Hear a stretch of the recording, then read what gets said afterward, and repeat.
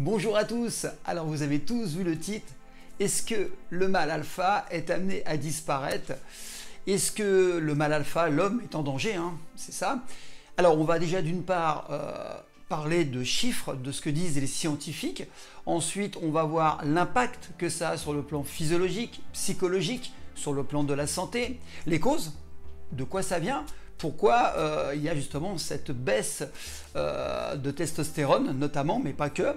Et puis ce qu'on peut faire, parce qu'il y a quand même des choses qui sont dites par des spécialistes, et moi ça fait plus de 10 ans que je travaille sur le sujet, donc je vais peut-être pouvoir vous donner des petites combines pour vous aider. Alors, dans un premier temps, il y a un constat qui est fait par des scientifiques. Alors certains sont dans l'excès, vont jusqu'à dire que dans un siècle, il y aura pratiquement tous les hommes seront proches de la stérilité. En tout cas, ce qu'on a constaté aux États-Unis notamment, il y a une étude sérieuse qui a été faite en 2017, je crois, où en fait ils constataient qu'il y aurait 50% de qualité de sperme en moins chez les hommes entre 30 et 40 ans. C'est chaud, d'accord, hein, en termes de fertilité, c'est pas ce qu'il y a de mieux. Et ça serait dû aussi en lien, en parallèle, à une chute de testostérone. Alors, pour encore parler chiffres, c'est très simple. Si on compare l'homme des années 80 à l'homme des 2020, 2021, donc ça fait 40 ans d'écart, et en fait, il y aurait 30% de testostérone en moins entre un homme 30-40 ans, c'est-à-dire que l'homme de 30 ans des années 80 aurait plus 30% de testostérone par rapport à l'homme du même âge actuellement.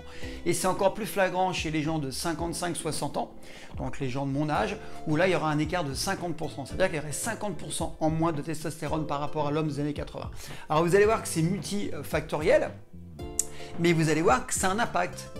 D'accord? Alors les conséquences, elles sont physiques, donc moins de masse musculaire, plus de masse grasse, donc plus de tissu adipeux. Une fragilité osseuse, moins de densité osseuse, on voit moins de force, moins de vitalité, des érections pour les hommes qui sont beaucoup moins puissantes. Chez les femmes, ça a aussi un impact parce qu'elles ont beaucoup moins de testostérone que les hommes, mais elles en créent. L'homme, il en crée, je vous explique, hein, la testostérone est une hormone androgène, donc stéroïdienne, anabolisante, et donc chez l'homme elle est importante, hein, c'est ce qui différencie l'homme de la femme, entre autres, et chez la femme elle existe aussi. Alors c'est produit par les testicules, les surrénales chez l'homme, beaucoup plus pour les testicules, et chez la femme ce sont les ovaires et les surrénales, mais en moins de quantité. La problématique, c'est que vous avez vu l'impact sur le plan physique, donc ça explique des gens qui deviennent beaucoup plus mous, qui ont moins de densité musculaire, qui ont la peau flasque, les muscles flasques, c'est la sarcopénie. Alors on le voit dans la rue au quotidien, on en parlera juste après. Donc ça c'est ce qu'on voit sur le plan physique. Et ce qu'on ressent, bien évidemment. Hein. Par contre, sur le plan psychologique, ça a aussi un impact. Notamment, ça amène plus rapidement à la dépression, on a moins de vitalité, on a moins envie de faire des choses, on a beaucoup moins de mémoire, on a moins de capacité de concentration, de mémorisation. Ça a un impact énorme dans sa vie professionnelle, mais aussi dans sa vie sociale. Et puis, en termes de libido, on est à ras des pâquerettes, on a de moins en moins envie. On est moins attiré par le sexe opposé ou le même sexe, hein, ça dépend de ses envies. Mais toujours est-il que on constate que ça a un impact. Alors ça, on le ressent rapidement. Alors certains vont se dire oui, mais c'est la fatigue, je vais prendre des vitamines, du magnésium, et ça ne résout pas le problème puisque c'est pas de ce côté-là que ça se passe. Et puis il y a l'aspect santé. Et oui. Alors là, il y a des études très sérieuses qui ont été faites. Je vous dis, ça fait 10 ans que je me pose sur le sujet. Première chose, on a constaté qu'il y avait un lien entre un faible taux de testostérone et des problèmes cardiovasculaires. Plus le taux serait bas, plus on serait exposé. Mais encore une fois, comme c'est multifactoriel, c'est aussi dû au fait que quand on a un taux de testo qui est faible, on a plus tendance à faire du gras, à être gros. Si on est gros, on fait moins de testo. Si on est gros, on s'expose plus à des problèmes cardiovasculaires, on le sait. Plus de 5 cm de tour de taille pour un homme, c'est problématique. 90 pour une femme, c'est problématique. On augmente la mortalité. Et je ne parle pas des risques de cancer qui sont liés aux inflammations. Résultat aussi, c'est que, encore une fois, ce phénomène de testo faible, est un problème sur le plan de la prostate. Avant, on disait, si on a beaucoup de testo, on a un cancer de la prostate. Faux! Les études prouvent que c'est l'inverse. Faible taux de testo, plus de possibilités de cancer de la prostate. Mais quand on y réfléchit, c'est logique, mes amis. Regardez, on voit rarement des cancers de la prostate chez des jeunes hommes. De 25-30 ans, c'est plutôt à partir de 50 ans. Bah pourquoi? Parce que le taux de testo, il baisse. Donc j'ai travaillé avec des endocrinologues qui m'ont expliqué, mais on a revu tout ça, il y a eu des séminaires sur le sujet, des grands professeurs sont intervenus. C'est l'inverse. Si le taux de testo est trop faible, en fourchette basse, voire en dessous, on aura plus de chances d'avoir un cancer de la prostate qui arrive souvent vers 50-60 ans. Donc ça, on peut le prévenir. D'où l'importance de physique, ok, psychologie, ok, mais la santé.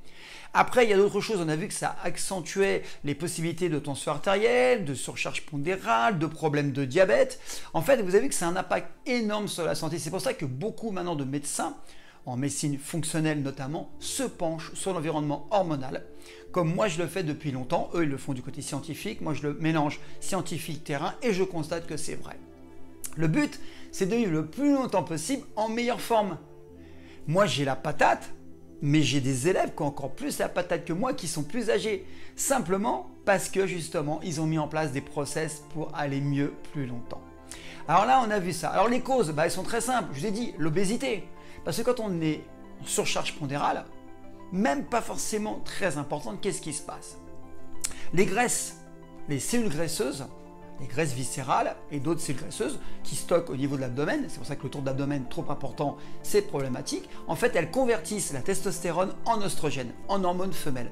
Donc on se féminise. C'est pour ça que certains hommes, vous les voyez dans la rue, sont forts et ont des seins comme des seins de femmes et ils ont une atrophie musculaire.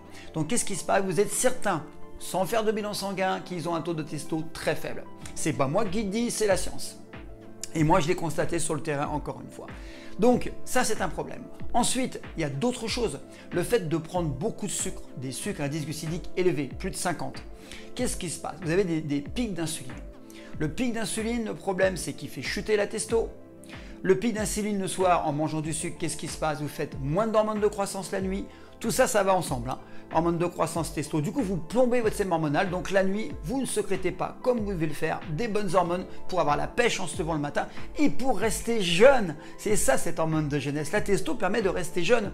C'est pour ça que certains s'injectent aux États-Unis, dans la médecine anti-âge, de la testo et de la DHEA et ainsi de suite. Parce que justement, c'est pour conserver une fourchette haute au niveau hormonal. Mais ne faites surtout pas ça, c'est dangereux. Sauf si c'est conseillé par un médecin et que vous êtes vraiment tout en bas, en dessous, la fourchette inférieure. Alors, c'est du jeu, mais il n'y a pas que ça.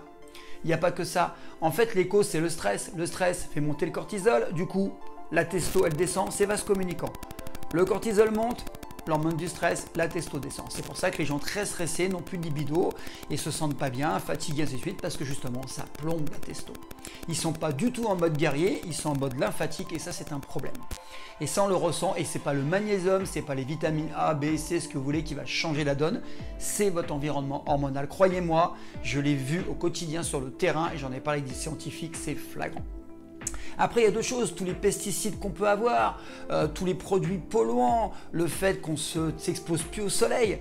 Vous vous rendez compte que le soleil, c'est hyper important. Il y a des pays où il n'y a pas trop de soleil. On a vu des carences en vitamine D. En France, énormément de gens ont des carences en vitamine D.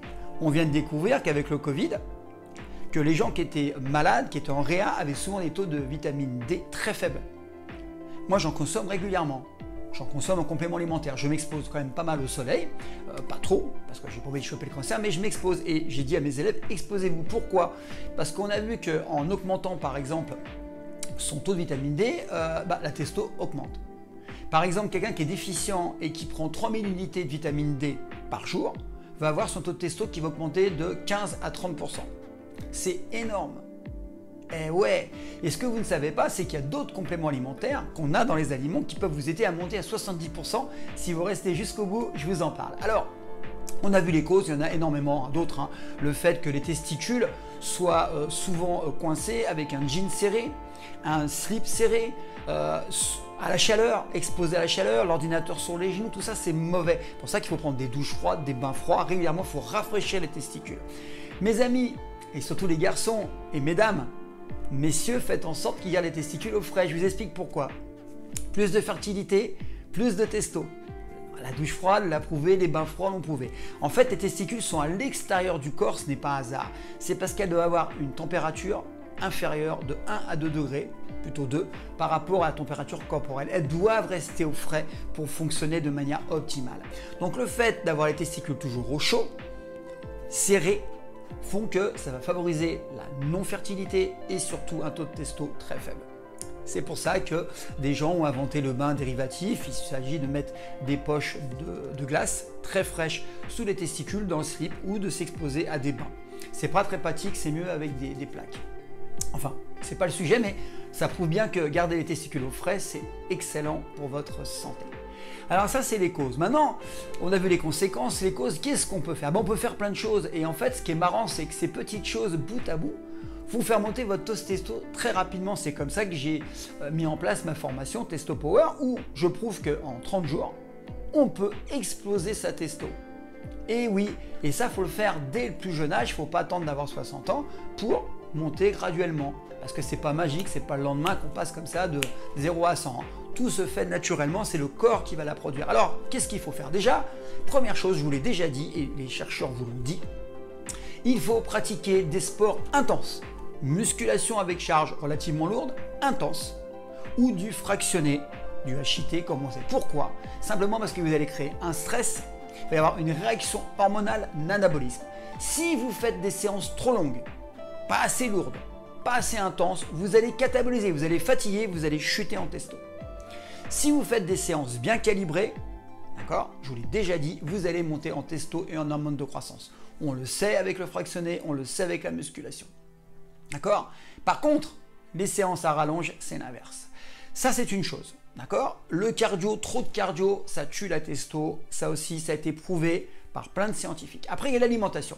L'alimentation, il y a d'énormes erreurs qui ont été commises dans le temps, qui sont encore sur la table, où des gens vous disent que pour mincir, donc essayez d'avoir la ligne, mais du coup, ça fera monter la testo, je vous l'ai dit, si on est mince, se disent, je vais tout couper, donc je mange que des protéines et de la salade. Le problème, c'est que s'il n'y a pas de bons lipides, vous ne ferez pas de testo parce que le cholestérol permet d'avoir un bon niveau de testo. Donc s'il n'y a pas de lipides, il n'y aura pas de bon cholestérol, il n'y aura pas de testo.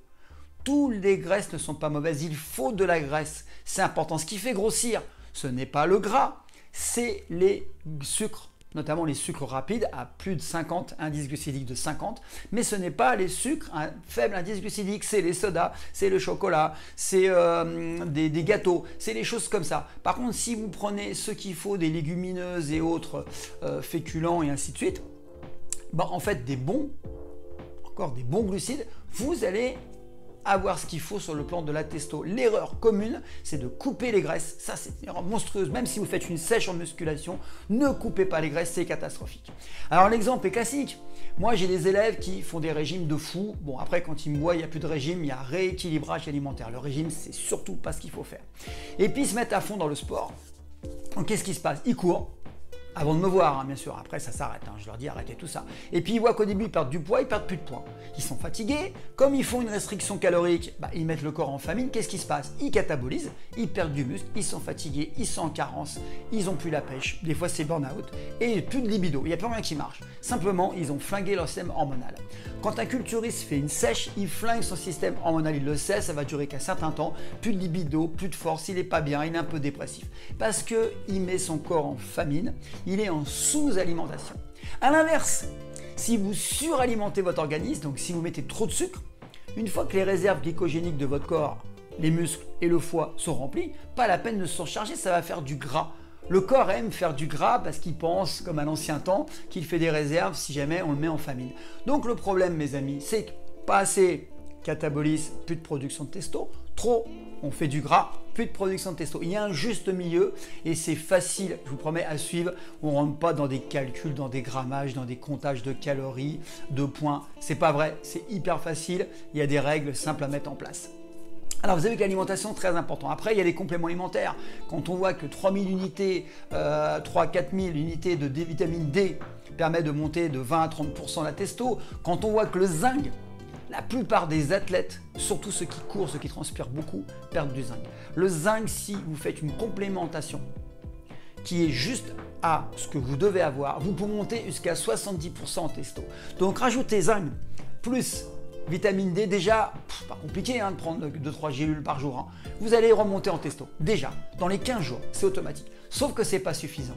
Il va falloir fixer tout ça, il va falloir mettre la machine en marche. C'est là où je vais vous expliquer qu'avec un bon sommeil, Pareil, le sommeil, c'est primordial. Si vous êtes à moins de 5 heures de sommeil, entre 5 et 7, on perd déjà 30%.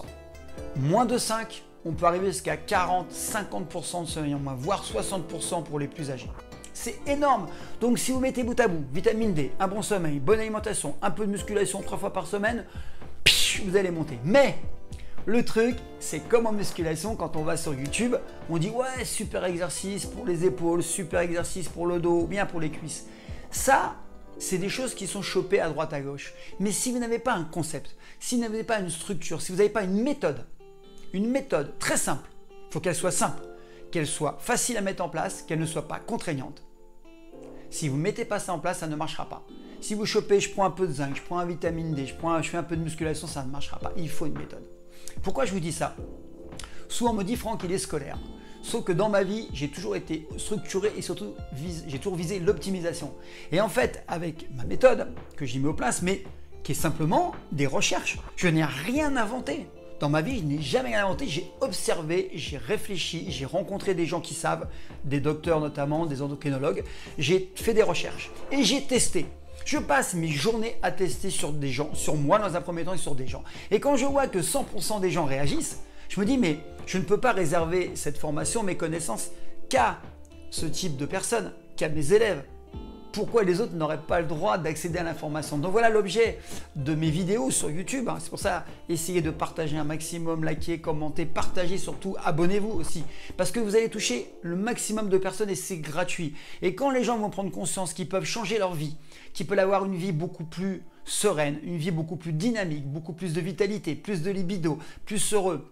Mesdames, pensez aussi à messieurs, vous pouvez les inviter à changer leur hygiène de vie avec quelques petites choses à mettre en place. Je vous promets qu'en très peu de temps, il suffit d'investir un petit peu du temps et d'avoir une méthode. Et moi, j'ai tout fait pour vous. Vous n'avez plus qu'à la suivre. Elle est très simple.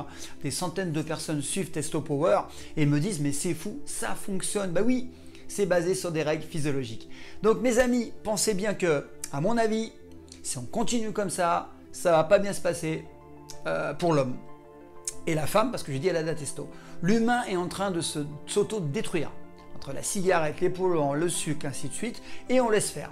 On laisse faire parce que personne s'y attache vraiment et personne parle du système endocrinien et l'environnement hormonal. Sauf que votre santé est vitale, celle de vos proches aussi. Donc si vous ne changez pas votre façon de penser, vous ne changez pas votre hygiène de vie, vous allez dans le mur parce que ce que je vous ai dit, c'est des constats de scientifiques. Et oui, ce n'est pas mon constat, mais je vous dis, je l'ai partagé sur le terrain. Donc, je vous invite à revoir un peu votre hygiène de vie, si vous pouvez, si vous le voulez surtout. Et puis ceux qui veulent, qui ont été convaincus et qui me disent, mais en fait, il n'a pas tort, hein. Moi je constate ces symptômes. Hein. Je sais que beaucoup prennent des formations, et comme ce n'est pas identifiable, comme ils sont incognito quelque part, bah, c'est plus facile, pas facile d'aller voir quelqu'un en disant ouais j'ai une baisse de testo, voilà.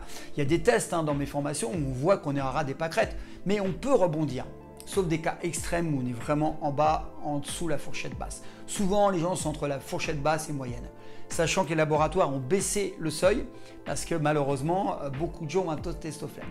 Si vous mettez en place mes concepts dans ma formation, je vous promets que dans 30 jours, vous n'êtes plus la même personne, homme et femme, je vous l'ai dit.